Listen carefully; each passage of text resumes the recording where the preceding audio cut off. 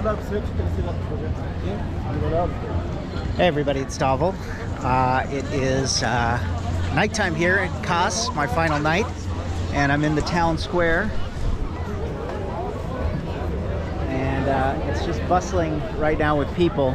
The Turkish people seem to really enjoy the nightlife quite a bit. I just got done with dinner here, and I'm heading back to my hotel room. Just wanted to kind of give you some of the sights and sounds of this this place here. As you can see, it's really lively here on a Friday night.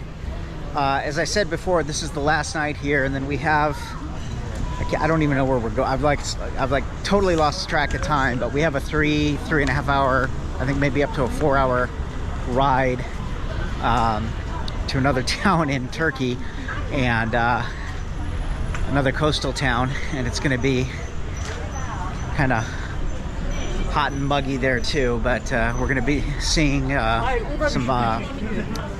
some relics, and there's some hot springs or something that we're going to go to, so that should be kind of cool. But yeah, so it's like everybody's walking towards the town square as we're walking out, so but you get an idea here of all these restaurants and shops.